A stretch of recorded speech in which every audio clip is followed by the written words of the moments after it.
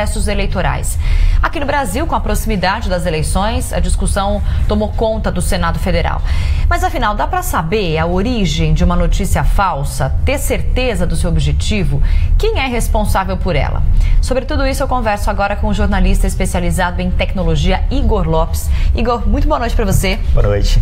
Olha, os parlamentares foram a fundo nesse debate, né, procurando soluções para evitar as fake news, principalmente durante as campanhas eleitorais, né? Você que acompanhou tudo por lá, como que foi esse debate? Sim, teve debate quarta-feira, né, em Brasília, antes de ontem, e várias pessoas, vários profissionais de diversas áreas estiveram lá debatendo isso no Senado, trazendo algumas soluções, trazendo também impressões sobre os diferentes grupos, né, os diferentes interesses a respeito desse tema.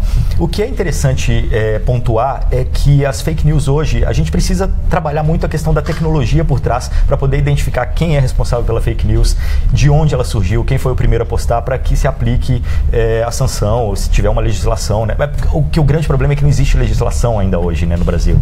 Para essas postagens? Para essas postagens. Porque a rede é como se fosse... A gente sabe que existem regras, é claro, mas é como se a rede fosse um lugar livre e as pessoas se sentem protegidas atrás do computador. É esse também rastreio que é difícil? É difícil, principalmente porque as redes sociais, ou Google, né, essas grandes empresas, elas têm uma tendência a não liberar a informação de quem postou aquilo em nome da privacidade.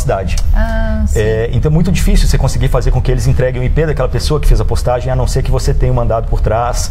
Então é tudo muito complexo e tudo muito demorado. Então no momento de eleições agora, você conseguir ter uma resposta, você conseguir chegar a uma pessoa, você vai demorar tanto tempo que de repente a eleição já passou e o estrago já está feito. Sim. Então acho que esse é a grande questão, assim, tem que se encontrar ou está se discutindo uma maneira de resolver essa questão para ontem, né? Não dá para esperar, não dá para... Sim, porque aí o primeiro turno é em outubro, então a gente sabe que, como a gente viu essa semana, situações, por exemplo, ligadas ao presidente Donald Trump, presidente americano Donald Trump, né, possíveis fake news que podem ter beneficiado o presidente americano, e também a saída do Reino Unido do Brexit, sim, né? Então, o Brexit, que é a saída do Reino Unido da União Europeia, sim, também teria uma ligação com notícias falsas. Fica muito difícil você fazer o rastreio. Afinal de contas, se as redes sociais ou se esses sites protegem a privacidade do usuário, quem é o responsável pela fake news? Isso é uma grande questão também. Muitos falam que as redes sociais deveriam ser responsabilizadas por isso, né? Então, as redes sociais deveriam levar multa ou deveriam ser banidas. Só que aí entra uma outra questão. O que aconteceu, por exemplo, quando o WhatsApp saiu do ar aqui no Brasil? Quando, né, veio um mandado, veio uma decisão judicial de tirar o WhatsApp do ar. A opinião pública vai contra tudo isso. Claro. Não, é uma coisa muito complicada. É você cercear o direito de que provavelmente usa a rede de uma forma positiva ou sem infringir nenhuma lei, nenhuma situação, em detrimento de um outro que fez essa infração. Eu acho que o grande legal da internet foi exatamente isso, dar voz a todo mundo. E não é porque alguns usam da maneira errada que todo mundo tem que pagar, né? Todo mundo não vai poder mais emitir opiniões nas redes sociais por causa de alguns poucos que usam isso para o mal. Inclusive, para as eleições já tem até serviços que estão sendo vendidos hoje na internet, e isso eu estou falando da internet normal, não precisa nem ir na Deep Web, que é a internet nebulosa, sombria. O mercado negro, da internet, online. Para poder encontrar essas ferramentas para você poder utilizar serviços de fake news.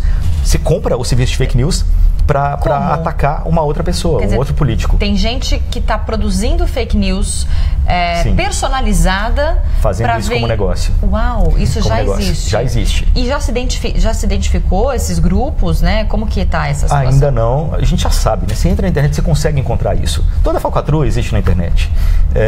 E assim, existem indícios, inclusive, de que já tem políticos utilizando isso hoje. Nem para as eleições. Já existem indícios de que existem pessoas utilizando essas ferramentas para atacar adversários nesse momento.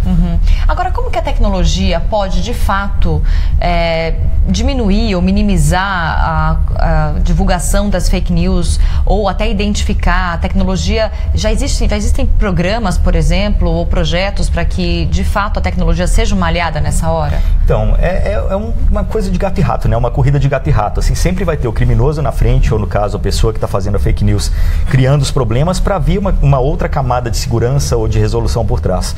Foi apresentada uma solução lá em Brasília na quarta-feira que eu achei bem interessante, que é utilizar a inteligência artificial para identificar que tipo de notícia é falsa na internet e, com base numa maneira simples, direta e muito fácil, o usuário poder denunciar essa notícia e através de uma hashtag. Porque hoje o que acontece? As pessoas às vezes já existem campanhas, as pessoas sabem que fake news existe, que ela deveria checar, ou que ela deveria, né, procurar a verdade por trás, mas às vezes não faz por preguiça, ou às vezes não faz porque nem sabe como fazer também.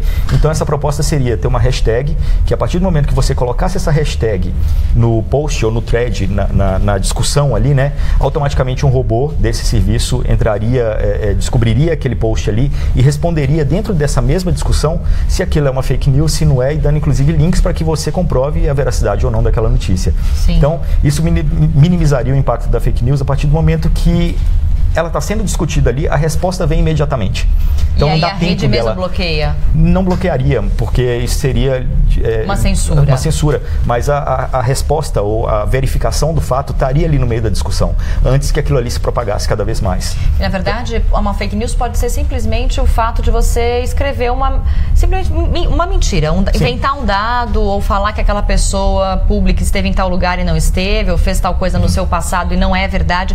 Isso já é uma fake news. Sim, e tem uma outra questão, que a fake news ela é feita para que você compartilhe, né? Ela é feita para que você acredite naquilo, porque às vezes é tão absurdo, às vezes é algo que você quer acreditar, você compartilha aquilo, porque pode ser interessante. Existem estudos dizendo que as fake news são, não sei, 70% mais compartilháveis do que notícias normais. Porque provavelmente tem títulos bombásticos, ou super exóticos, ou que deixa você indignado, enfim, tem um monte de maneiras, e jornalistas sabem bem que como a gente pode, com o texto, fazer a pessoa se interessar por um assunto.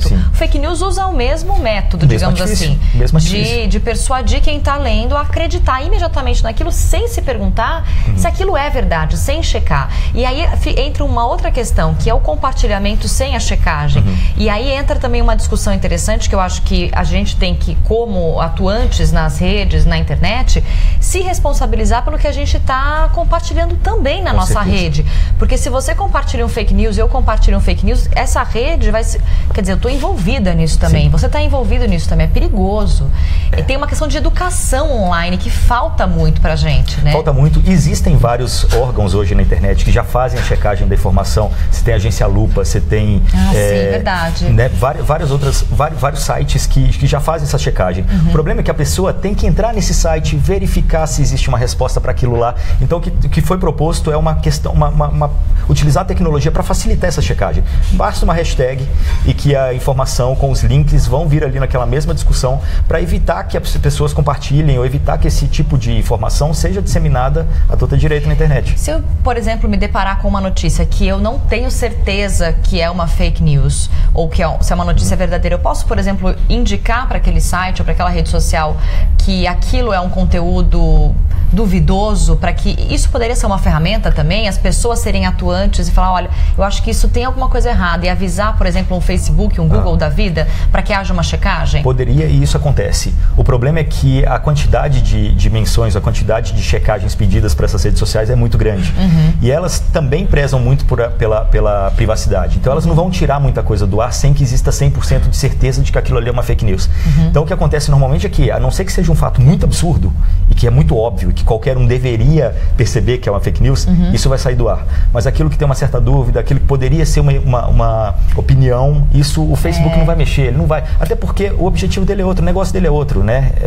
Fake news gera audiência, cá pra nós. Sim. Né? É clique, é tempo no Facebook. Facebook, Twitter, Google, eles, por mais que eles se mostrem interessados em questionar e combater as fake news, essa é uma seara um pouco complicada, porque de uma certa maneira esse é o negócio deles, né? É audiência para eles. E é interessante assim, porque agora que a gente está em ano de eleição e a gente vem encontrando essa discussão cada vez maior, não só no Brasil, mas também fora do Brasil, com autoridades de outros países, sobre como as fake news podem de fato mudar o rumo de uma eleição, ou persuadir eleitores a votar em um ou em outro candidato. Inclusive, o Tribunal Superior Eleitoral também está falando disso aqui no Brasil, já realizou seminários com a participação de provedores de internet para discutir o assunto e criar esses mecanismos para dificultar a circulação de fake news, porque, como você disse, eles estão se profissionalizando, tem pessoas se profissionalizando em fake news justamente para a eleição, e além do Senado que discutiu na quarta-feira, o Igor acompanhou por lá,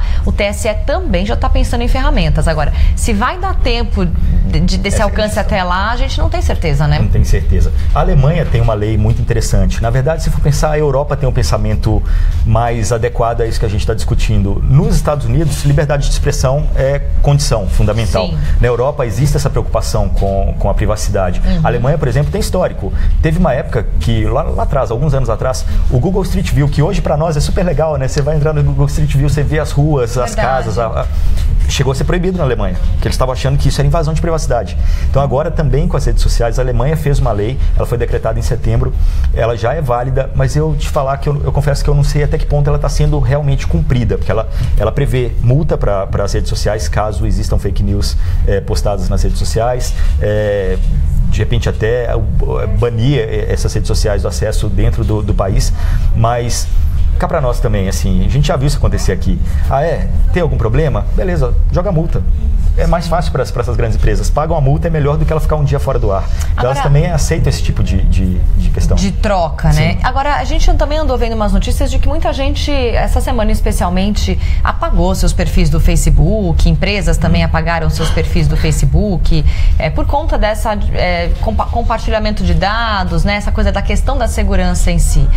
A rede ainda é uma ferramenta talvez usada de uma forma inocente. A gente acaba sendo levado pelo calor da emoção de usar todas aquelas ferramentas de comunicação, de rede social e tudo mais, e esquece talvez de olhar para isso, para a captura das informações, para o direcionamento dos textos, de checar realmente o que você está lendo. Quer dizer, além da tecnologia ajudar, a gente também tem que entrar numa seara de se responsabilizar, né? E aí tem uma outra questão que a gente já discutiu aqui também, que são as bolhas, né? A partir do momento que você começa a curtir conteúdo, o Facebook passa a te mostrar cada vez mais conteúdo dentro daquilo que você acredita, dentro daquilo que você concorda, e aí acaba que a discussão, né, no bom sentido da palavra, deixa de existir nas redes sociais. Você não vê mais a opinião contrária, você não vê mais alguém que pense diferente de você. A sua timeline, ela tá cheia das mesmas opiniões. Exato. Que você já tem, porque você, como sempre circula nesse grupo, opiniões diferentes não entram ali. E aí o debate não é fomentado, digamos assim. Bom, a gente continua acompanhando então, essa situação das fake news e como que vai ficar no nosso país. A gente está acompanhando direto isso. Agradeço a participação do Igor Lopes. Igor, muito obrigada. Obrigado. Um bom final de semana para você. Você também. Até mais.